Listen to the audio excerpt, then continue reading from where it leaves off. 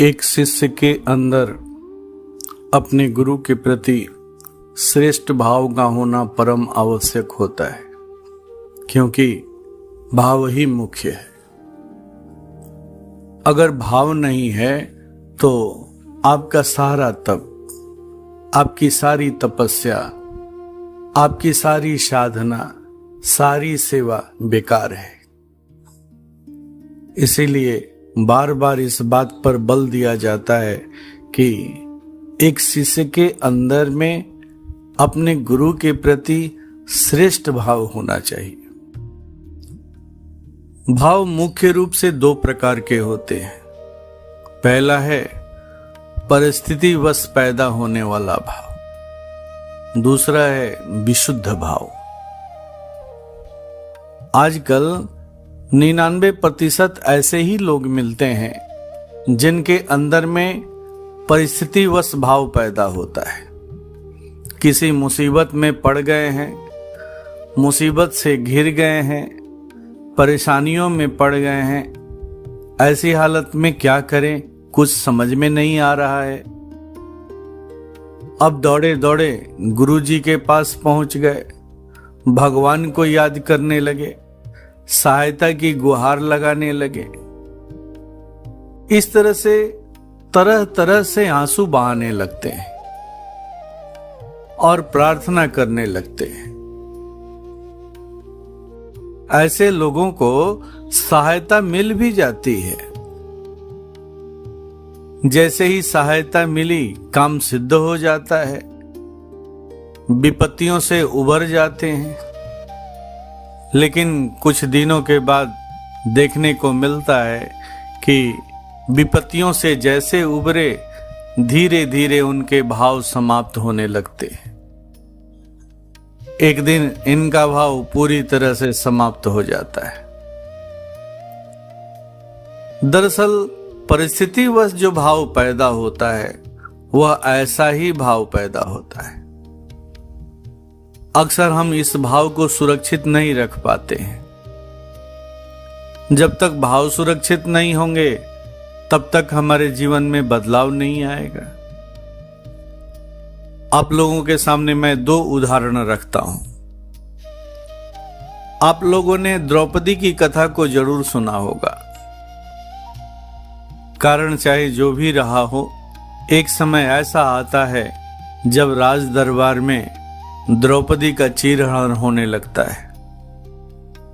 जब चीरहरण होने लगता है तो वहां पर उस सभा में उसके 5 पति मौजूद रहते हैं।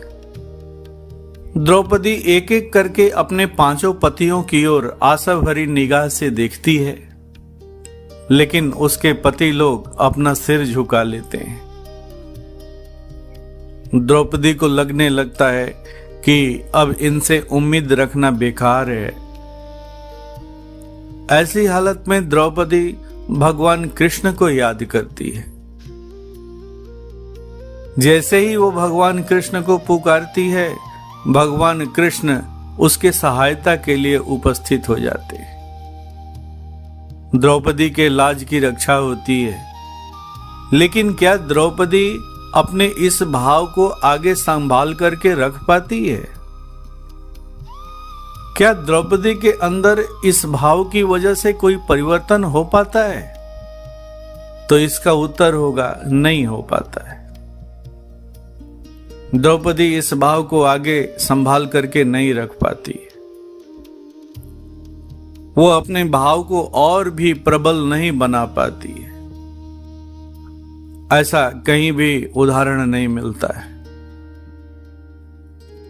एक दूसरी कथा भी है जो धर्मशास्त्रों से ही ली गई है, गज और ग्राह के युद्ध के बारे में।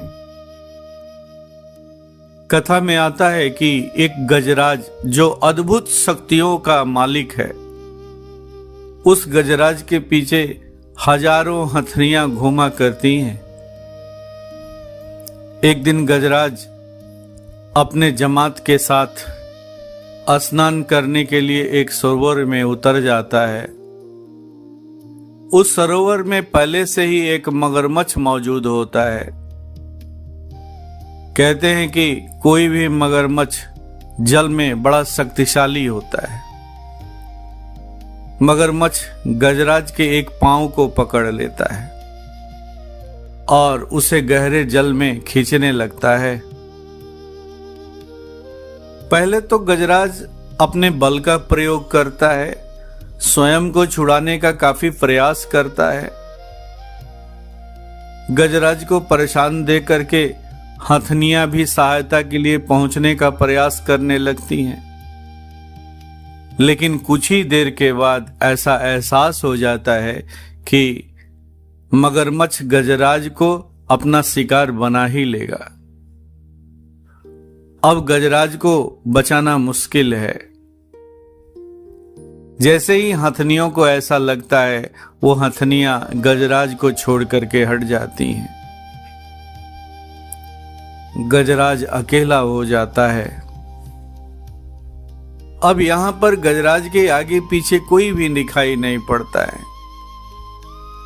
अब गजराज भगवान की स्तुति करने लगता है। जैसे ही गजराज भगवान को याद करता है, तुरंत उसे भगवान की सहायता मिलती है और उसके प्राणों की रक्षा होती है। यहां पर भी गजराज के अंदर परिस्थितिवश भगवान के प्रति भाव पैदा होता है।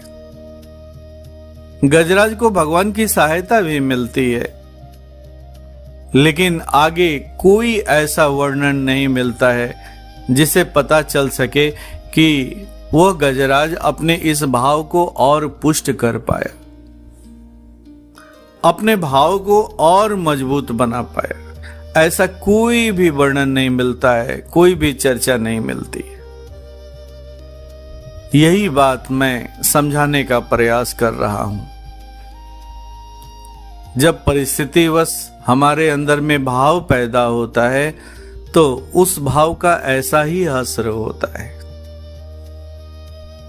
भगवान कृष्ण ने भी इस बात को स्वीकार करते हुए कहा है कि मेरे 4 प्रकार के भक्त होते हैं। पहला है आर्त भक्त, दूसरा है अथार्थी भक्त, तीसरा है जिज्ञासु भक्त और चौथा है ज्ञानी भक्त। इन चारों भक्तों में से शुरू के जो 2 भक्त हैं, कहने का मतलब है कि जो आर्त भक्त है, साथ ही साथ जो अथार्थी भक्त है, उनकी मैं सहायता तो जरूर करता हूं, लेकिन अपनी भक्ति इन्हें मैं नहीं दे पाता हूं। भगवान कृष्ण ऐसा क्यों कह रहे हैं? तो इसलिए कह रहे हैं कि इनके भाव में दम नहीं होता है। इनके भाव में वो शक्ति नहीं है जो इनके अंदर में भक्ति को जन्म दे सके। बहुत सारे ऐसे भी लोग होते हैं जिनके अंदर में परिस्थितिवश भाव पैदा होता है, लेकिन ये अपने भाव को सुरक्षित रखते हैं, अपने भाव को धीरे धीरे विकसित करने का प्रयास करते हैं। जैसे ही भाव विकसित होता है, इनके अंदर में भक्ति का जन्म होता है। जैसे ही भक्ति का जन्म होता है, इनका जीवन बदल जाता है। लेकिन ऐसे लोगों की संख्या बहुत ही कम देखने को मिलती है। जब तक आपका भाव ध्यान से नहीं जुड़ेगा, तब तक आपके अंदर में बदलाव नहीं आएगा। वो भाव भक्ति में नहीं बदल पाएगा। अगर आप अपने भाव को भक्ति में बदलना चाहते हैं, तो उसका एकमात्र उपाय है गुरु के मार्गदर्शन में ध्यान करना, ध्यान सीखना। जब आप गुरु के मार्गदर्शन में ध्यान करते हैं, तो यही ध्यान एक दिन आपके अंदर में विशुद्ध भाव को जन्म देता है। हमारे परम आराध्य परम पूज्य गुरु महाराज साहब बड़े स्पष्ट शब्दों में इस बात को समझाते हुए कहते हैं, ध्यान से भाव शरीर का निर्माण होता है। भाव शरीर जब पुष्ट होता है तो भक्ति का जन्म होता है। भक्ति जब जवान होती है तो ज्ञान रूपी पुत्र पैदा होता है। ज्ञान रूपी पुत्र जब जवान होता है तो विरक्ति आती है। एक विरक्त व्यक्ति ही आगे चलकर अनासक्त बनता है और एक अनासक्त व्यक्ति ही मुक्ति को प्राप्त करता है। कितने स्पष्ट रूप से परम पूज्य गुरु महाराज साहब ने इस बात को समझा दिया है। परम पूज्य गुरु महाराज साहब ने स्पष्ट रूप से कहा है कि मुक्ति ही हमारा अंतिम लक्ष्य है, लेकिन यहां तक पहुंचने का जो कारण बनता है वो क्या है, तो विशुद्ध भाव। इसीलिए इस बात को बार बार कहा जाता है कि जो साधक चाहते हैं कि उनके भाव की कभी भी हानि ना हो, उनका भाव हमेशा सुरक्षित रहे, तो ऐसे लोगों को हमेशा अपने गुरु के मार्गदर्शन में ही ध्यान करना चाहिए। ऐसे लोग ध्यान करना कभी भी न छोड़ें। भाव को सुरक्षित रखने के लिए और भी कुछ साधन बताए गए हैं, जैसे अपने रहनी सहनी को ठीक रखना। अक्सर साधकों के अंदर में यह देखने को मिलता है कि वह ध्यान तो खूब करते हैं, सत्संगों में भी खूब बढ़ चढ़ करके भाग लेते हैं, सेवा कार्यों में भी बढ़ चढ़ करके भाग लेते हैं, लेकिन अपने नित्य के रहनी सहनी पर ध्यान नहीं देते। आप जिस लकड़ी में अग्नि पैदा करना चाहते हैं, उस लकड़ी को अगर पानी से नहीं बचाएंगे, पानी में भीगने के लिए छोड़ देंगे, तो क्या उस लकड़ी में कभी भी अग्नि प्रज्वलित हो पाएगी? नहीं हो पाएगी। अग्नि को प्रज्वलित करने के लिए उस लकड़ी को बार बार आपको धूप के संपर्क में ले जाना पड़ेगा, धूप में सुखाना पड़ेगा। फिर जैसे ही लगे कि बारिश होने का वातावरण बन रहा है, तो उस लकड़ी को हटाना पड़ेगा। इस तरह से बार बार लकड़ी को धूप में ले जाना, बारिश का जब मौसम बने तो लकड़ी को हटा देना, फिर धूप में ले जाना, फिर लकड़ी को हटाना। जब इस तरह से जब हम देख रेख करते हैं, तब जाकर के वो लकड़ी में योग्यता आती है कि लकड़ी में अग्नि प्रज्वलित की जा सके।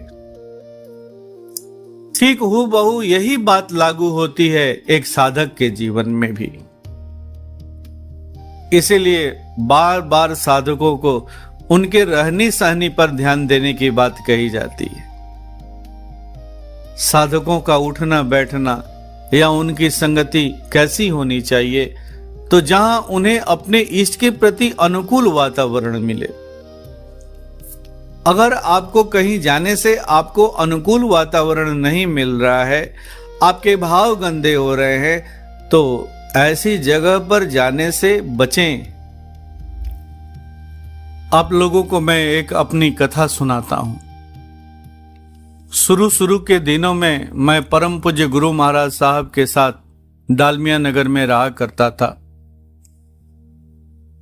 अभी पूज्य गुरुदेव के साथ मेरा संबंध गुरु शिष्य का नहीं बन पाया था। मैं अपने पारिवारिक रिश्ते की वजह से ही उनके साथ रहा करता था, लेकिन पारिवारिक रिश्ते में भी एक आकर्षण उनके प्रति था।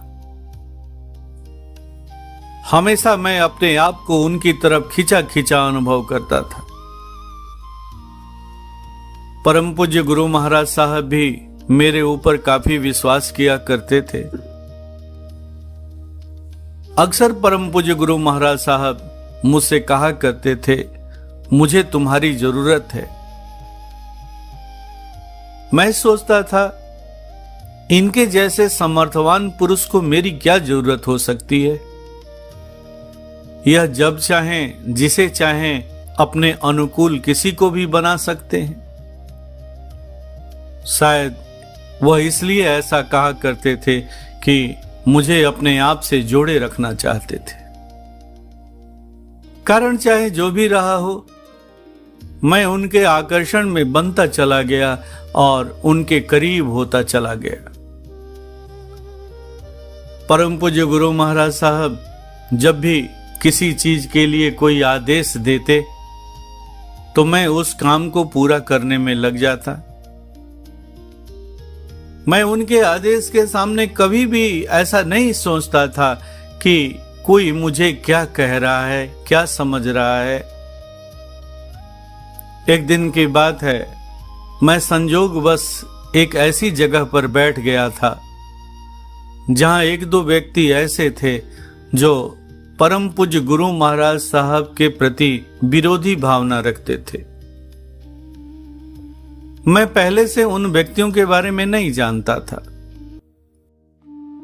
मैं यही समझता था कि ये लोग सत्संगी हैं। अगर सत्संगी हैं तो इनकी सोच भी अच्छी होगी।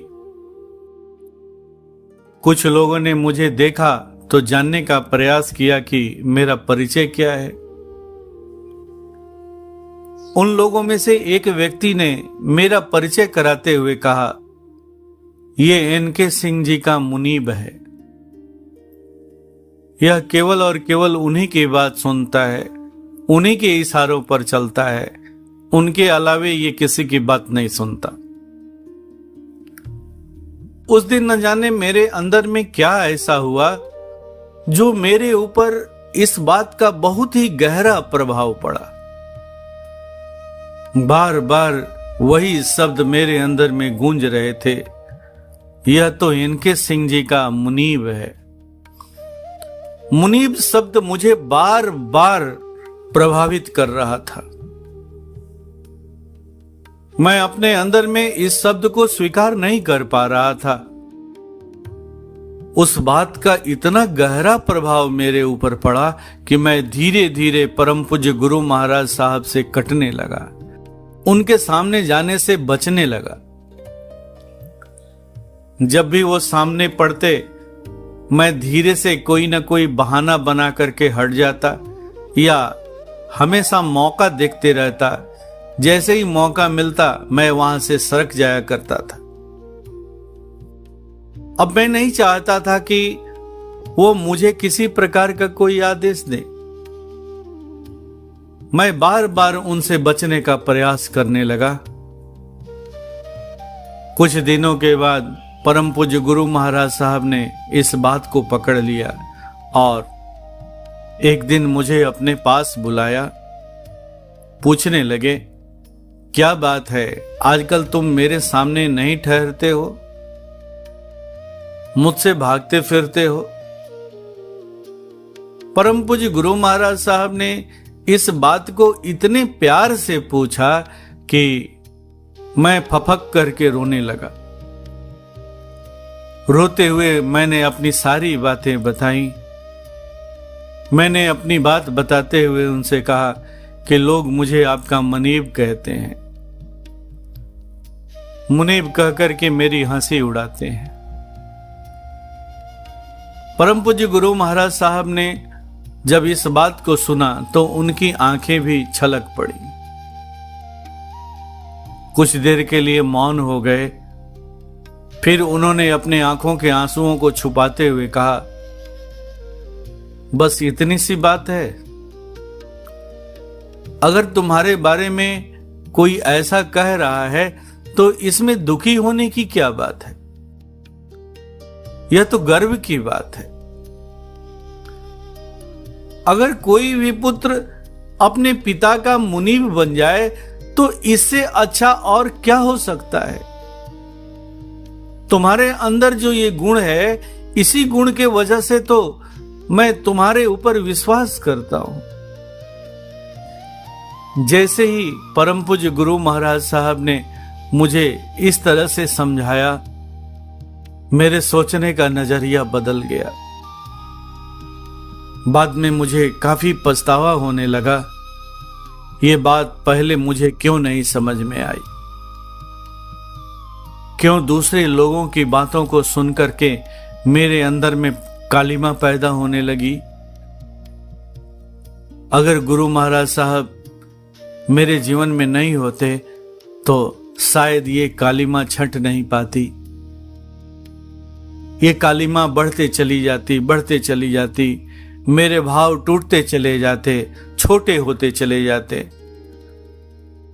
एक दिन मेरा भी पतन हो गया होता। दरअसल ये बात ऐसे व्यक्ति ने कही थी जो व्यक्ति हमारे परिवार के बहुत ही करीब था। परिवार के सारे सदस्य उसकी बहुत इज्जत किया करते थे। हम लोग तो पिता की तरह उनका सम्मान करते थे।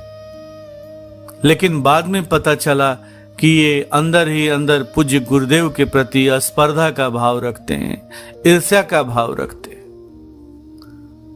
किसी के प्रति स्पर्धा का होना बुरा नहीं है, लेकिन स्पर्धा कब ईर्ष्या में बदल जाता है, यह बात अक्सर समझ में नहीं आती। कई बार मैं देखता था कि परम पूज्य गुरु महाराज साहब उनके व्यवहार को देख करके ठगे रह जाते थे, अवाक हो जाते थे। धीरे धीरे बात समझ में आने लगी। ऐसे लोगों से मैं बचने का प्रयास करने लगा।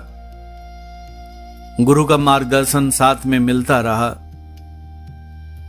धीरे धीरे बातें समझ में आते चली गई। तो मैं इसी बात को कह रहा था कि एक साधक की संगति किसके साथ है, उसका उठना बैठना किसके साथ है, यह भी उसके जीवन में बहुत बड़ा मायने रखता है। हम सोचते हैं कि हम रोज सत्संग करते हैं, रोज नित्य ध्यान करते हैं, सत्संग में जाते हैं तो खूब सेवा भी करते हैं। लेकिन मैं ऐसे साधकों को यह बताना चाहूंगा कि आपके जीवन के लिए, आपके भाव को सुरक्षित रखने के लिए केवल यही पर्याप्त नहीं है। आपको अपने नित्य के दिनचर्या पर भी ध्यान देना होगा। आपकी रहनी सहनी कैसी है, आप किन लोगों के बीच में बैठते हैं, किन लोगों से अपने विचारों का आदान प्रदान करते हैं, यह भी बहुत बड़ा मायने रखता है, बहुत बड़ा मायने रखता है। अगर गुरु महाराज साहब हमारे जीवन में नहीं होते तो शायद मैं लौट नहीं पाया होता। आप चाहेंगे कि आप अपने गुरु के प्रिय भी बने रहें और ऐसे लोगों के साथ आपका उठना बैठना होता रहे जो गुरु महाराज के विरोधी विचारधारा के हैं, उनके मिशन के प्रति अच्छी भावना नहीं रखते हैं, तो फिर आप कभी भी अपने गुरु के प्रिय नहीं हो सकते। अगर किसी मजबूरीवश ऐसे व्यक्ति के संपर्क में रहना पड़ रहा है जहां आपके गुरु के प्रति अनुकूल वातावरण नहीं है, तो ऐसी हालत में आप कभी भी भूल करके भी अपने गुरु से संबंधित कोई बातचीत उनसे न करें। आप हमेशा अपने भाव के प्रति सजग रहें।